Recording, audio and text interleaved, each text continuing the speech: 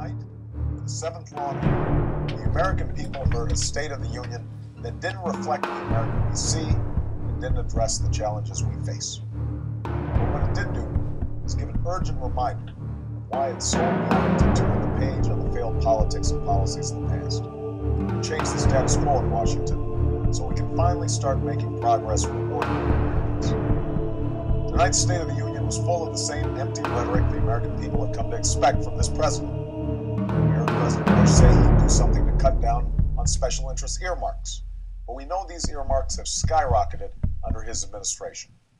We heard the president say he wants to make tax cuts for the wealthiest Americans permanent, when we know that at a time of war and economic hardship, the last thing we need is a permanent tax cut for Americans who don't need them and weren't even asking for them. What we do need is a middle-class tax cut, and that's exactly what I will provide as president. We heard the president say he has a stimulus plan to boost our economy, but we know his plan leaves out seniors and fails to expand unemployment insurance. And we know it was George Bush's Washington that let the banks and financial institutions run amok and take our economy down this dangerous road. What we need to do now is to put more money in the pockets of workers and seniors and expand unemployment insurance for more people and more time. And I have a plan to do just that. And finally, tonight we heard President Bush say that the surge in Iraq is working. But we know that's just not true. Yes, our valiant soldiers have helped reduce the violence. 5 soldiers gave their lives today in this cause. We mourn their loss and pray for their families. But let there be no doubt, the Iraqi government has failed to seize the moment to reach the compromises necessary for an enduring peace. That was what we were told the surge was all about. So the only way we're finally going to pressure the Iraqis to reconcile and take responsibility for their future is to immediately begin the responsible withdrawal of our combat brigades so that we can bring all of our combat troops home. But another reason we need to begin this withdrawal immediately is because this war has not made us safe.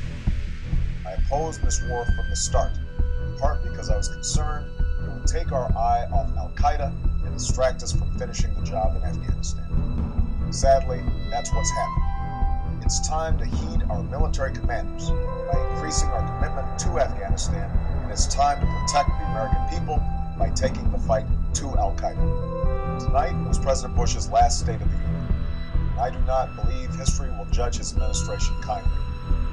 But I also believe the failures in the last 7 years stem not just from any single policy, but from a broken politics in Washington. A politics that says it's okay to demonize your political opponents when we should be coming together to solve problems.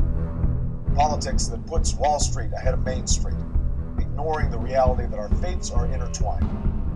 A politics that accepts lobbyists as part of the system in Washington, instead of recognizing how much they're a part of the problem.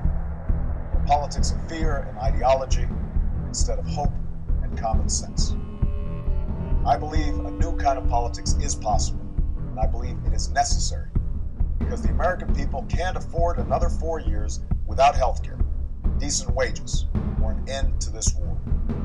A woman who's going to college and working the night shift to pay her sister's medical bills can't afford to wait. The Maytag workers, who are now competing with their teenage kids for $7 an hour jobs at the local Walmart, they can't afford to wait.